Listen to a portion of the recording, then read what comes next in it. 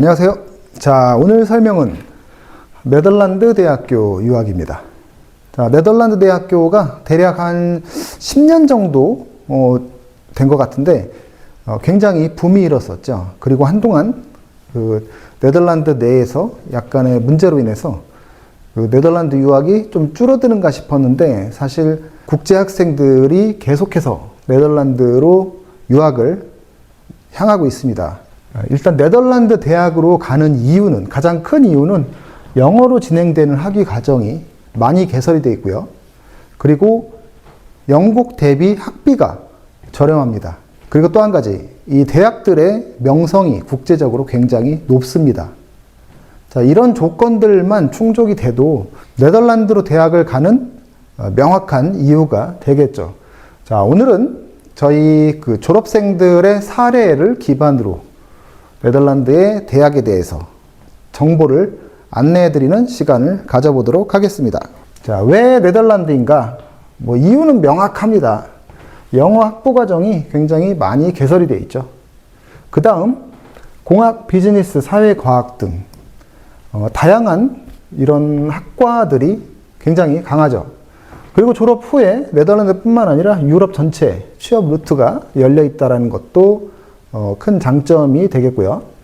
그리고 미국, 영국 대비 현실적인 비용 구조입니다. 대략 한 학비가 절반 정도 그 이하가 되겠죠. 자, 일단 네덜란드는 유럽연합 가입국이죠. 유럽연합의 중심에 서 있는 나라 중에 하나고요. 그리고 높은 영어 사용 환경 지역입니다. 네덜란드 전역에 걸쳐서 영어가 대부분 통용이 됩니다. 그리고 물류, 금융, 첨단 기술 등이 이제 유럽의 허브라고 볼 수가 있겠죠.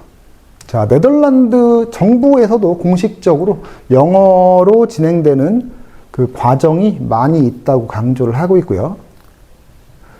대표적인 대학 중에 하나죠. 암스테르담 대학교만 보더라도 20여 개 이상의 영어 학부 과정을 운영을 하고 있죠. 그리고 공학이라든지 컴퓨터, 비즈니스, 커뮤니케이션, 심리, 경제학 등 여러분들이 선택할 수 있는 폭도 굉장히 넓습니다. 일단 네덜란드 대학 시스템을 여러분들이 좀 이해를 하셔야 되는데요. 리서치 유니버시티는 이론 연구 중심, 주로 여러분들이 소위 말해 랭킹이 높은, 역사가 깊은 이런 대학들이 보통 이쪽에 해당이 되고요. 그 다음 어플라이드 사이언스는 약간 실무 직업 교육 중심을 위주로 합니다. 취업에 포커스를 맞춰서 학생들 교육을 시키는 경향이 좀 있죠. 자, 두 가지 타입의 대학 시스템이 있고요. 보통 저희는 이 학생들에게 리서치 유니버시티, 이유가 이제 명문대학을 준비하는 학생들이다 보니까 주로 이쪽 계열, 델프트 공대라든지 암스테르담 대학교, 아인트호벤, 에라스무스 이런 연구 중심 대학 위주로 학생들이 관심을 갖고 또 지원을 하고 진학을 합니다. 일단 네덜란드 대학은 영국의 유카스와 유사한 시스템인 스터디링크가 있습니다. 스터디링크와 그 해당 대학교 간의 그 계정을 서로 연결을 해서 지원하는 시스템이죠. 그리고 네덜란드는 소위 말해 일반 최저 자격만 갖추면 선착순 지원을 하는 학과가 있는 반면에 최근 들어서 조금 늘어났죠. numerus fixus라고 하는 경쟁이 있는 학과들이 따로 있습니다. 이 학과들은 보통 1월 15일에 지원이 마감이 됩니다. 자, 경쟁이 있다, 대학에 경쟁이 있다라는 거는 우리 기준으로 볼 때는 너무나 당연한 거지만 네덜란드 사람들한테는 오히려 이게 생소한 시스템이죠.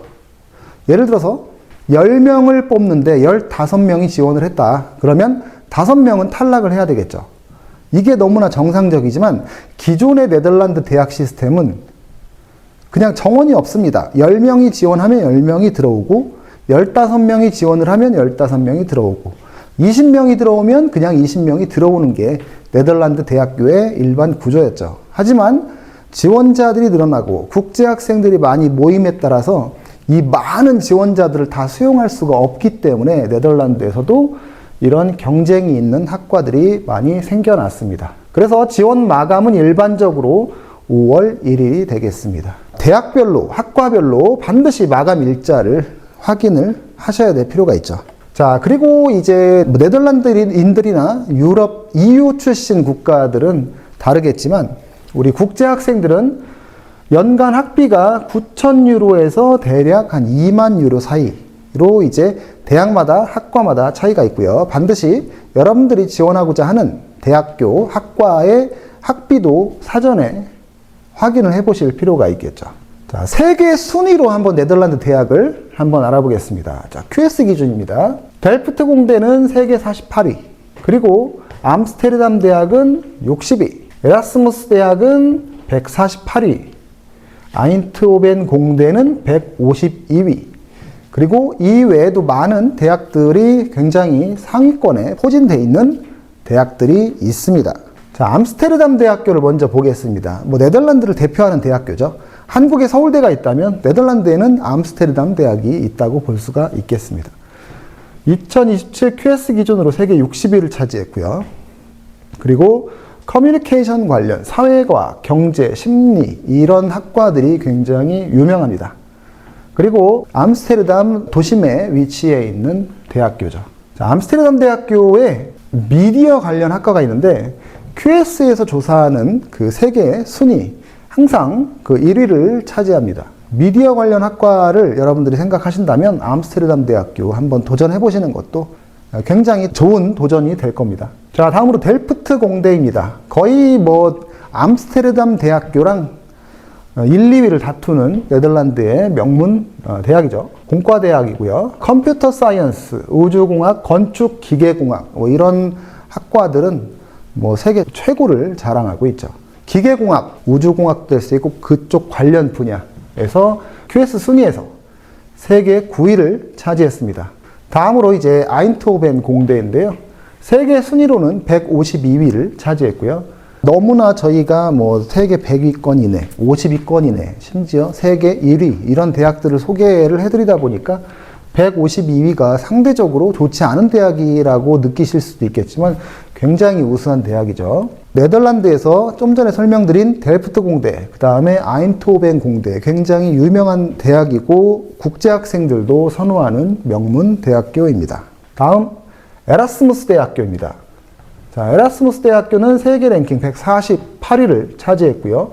국제경영, 경제, 경영학, 보건정책 분야에 대해서 상당히 인지도가 높은 명문대학교입니다. 그 외에 추가적으로 와게닝겐 대학교가 있고요. 레이든 대학교 또는 라이덴 대학교, 그 외에 이런 대학교들을 여러분들은 학과별로 찾아보실 수가 있습니다. 자, 좀 전에 말씀드린 와게닝언 대학교, 와게닝겐, 와게닝언 여러 가지 제가 네덜란드 발음을 모르기 때문에 보통 와게닝겐 대학교라고 하는 것 같습니다. 농업 분야에서 항상 세계 1위를 차지하는 명문 대학이죠. 만약에 여러분들이 농업 관련 전공을 원하신다면 와게닝언 대학교 한번 검토해 보실 필요가 있죠. 자, 학생들이 네덜란드 대학을 보신다라고 했을 때 여러분들이 네덜란드 대학에 관심이 있다면 엔지니어링, 컴퓨터 사이언스, 그 다음에 비즈니스, 경제, 국제 경영 이런 관련 쪽 또는 커뮤니케이션, 사이콜로지, 소셜 사이언스, 에어로스페이스, 우주공학, 기계공학 이런 쪽에 여러분들이 한번 관심을 가져보시면 굉장히 교육 수준이 높은 대학들을 여러분들이 찾으실 수가 있을 겁니다. 자, 우리 학생들의, 졸업생들의 합격 사례인데요. 일부분입니다. 더 많이 있습니다. 자, 델프트 공대 컴퓨터 사이언스, 그 다음에 델프트 공대 우주공학, 그 다음 암스테르담 대학교 커뮤니케이션 사이언스, 그 다음에 아인트호벤 기계공학, 에라스무스 대학교의 국제 경영학. 주요 이제 대학들이 이제 이런 대학들이고요. 그 외에도 더 있습니다.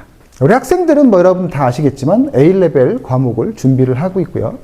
내가 원하는 전공에 맞춰서 A레벨 과목을 이수를 하시면 됩니다. 그리고 대부분 저희가 중점적으로 두는 과목들은 수학을 기반으로 해서 이과 쪽은 과학, 문과 쪽은 경영, 경제 이런 쪽을 집중적으로 가르치기 때문에 자기가 원하는 대학교에 굉장히 잘 맞죠.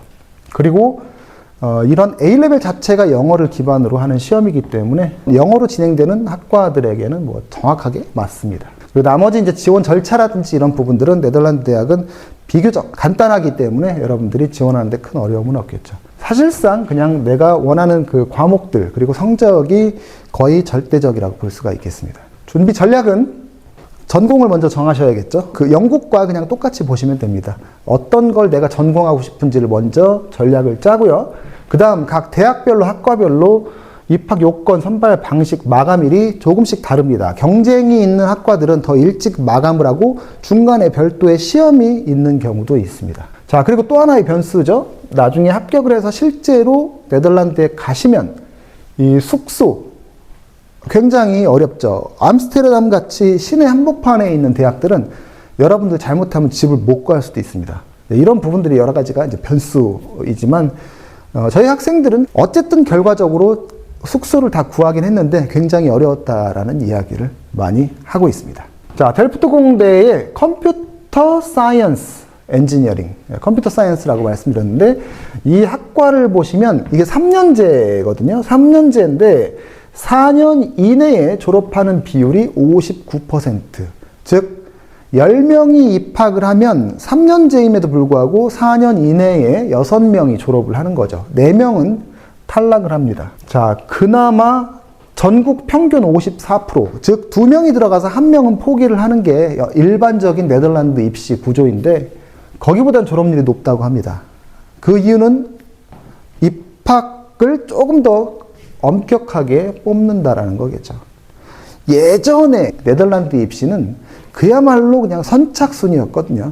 어떤 특정 전공을 하고 싶다라면 그냥 지원을 하고 들어가서 일단 시작을 하는 겁니다. 그리고 네덜란드 대학교는 뭐 아시겠지만 대학들 수준이 다들 높다 보니까 1학년 때부터 굉장히 어렵게 진행을 합니다. 따라서 내가 공부가 안 됐음에도 불구하고 대학에 입학을 했다면 거의 1학년 때 탈락을 하겠죠. 그게 바로 네덜란드의 구조죠. 암스테르담 대학교의 미디어 관련 학과, 아까 세계 1위였죠.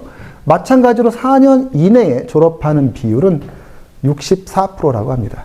1학년에서 2학년 진급률이 한 80%라고 합니다. 한 10명 중에 2명 정도는 떨어지는 거겠죠. 또는 그 2명 중에 1명은 다른 학과로 옮겨가게 됩니다. 이거는 이제 네덜란드 대학교의 독특한 시스템인데 오늘 설명에서는 빼도록 하겠습니다. 자, 네덜란드 대학교를 졸업을 하시면요. 졸업 후에 1년간 체류를 하면서 취업이라든지 창업 준비 등을 할 수가 있습니다.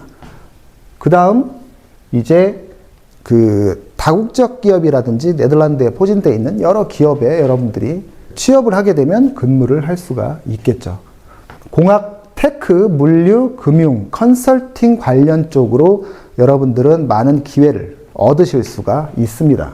따라서 네덜란드 대학을 졸업했다라는 것은 네덜란드뿐만 아니라 유럽 전체에서 나의 활동 범위가 된다라고 다시 말씀드릴 수가 있겠죠.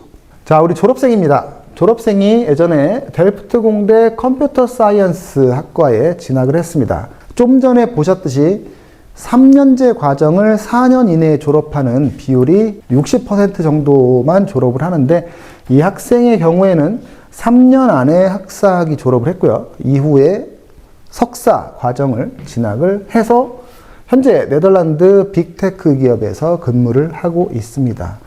성공적으로 네덜란드 유학을 마쳤고 잘 안착을 한 케이스가 되겠습니다. 또 다른 학생의 케이스입니다. 이 학생은 네덜란드의 이제 계량경제학 관련으로 굉장히 유명한 틸버그 대학교가 있습니다.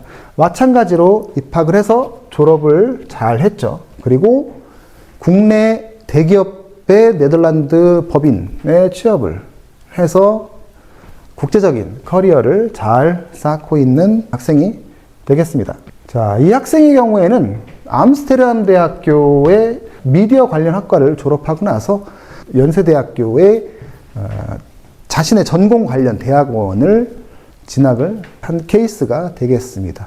자, 일단 네덜란드 대학을 가는 데 있어서 주의해야 될 사항들은 기숙사입니다. 숙소 확보가 굉장히 어려운데 암스테르담 같이 대도시 같은 경우에는 더 어렵고요. 시골로 갈수록 델프트라든지 암스테르담에 비해서 좀 외곽으로 나가면 그나마 좀 수월하다고 합니다.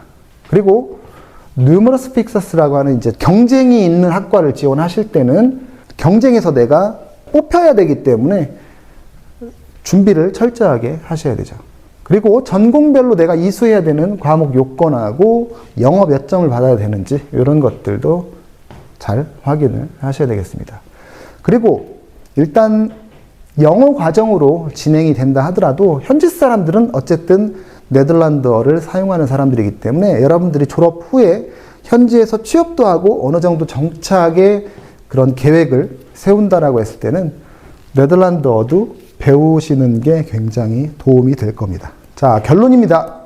네덜란드는 여러분들에게 현실적인 명문대 루트입니다. 왜 현실적이라고 말씀드리냐면 영국이나 이런 미국 같이 비슷한 수준의 명문 대학교들의 경쟁에 비해서 네덜란드는 그 나라들보다 약간 좀 수월하죠. 입학의 면에서는 굉장히 수월한데 물론 1학년 시작하면 새로운 경쟁이 시작돼서 굉장히 어렵고 1학년이 끝나고 도태되는 학생들이 굉장히 많습니다. 이런 부분들은 주의사항인데 그래도 어쨌든 간에 고등학교를 졸업한 여러분들이 준비가 많이 안 돼 있는데 세계적으로 유명한 대학을 한번 꿈꿔본다 뭐 이런 계획을 세우신다면 네덜란드 대학교가 굉장히 현실적인 명문대 루트가 되겠죠. 영어로 공부하고 유럽은요 여러분들 뭐 아시는 분들 아시겠지만 나라 간에 국경이 없죠. 버스를 타고 네덜란드에서 독일을 왔다 갔다 하고요.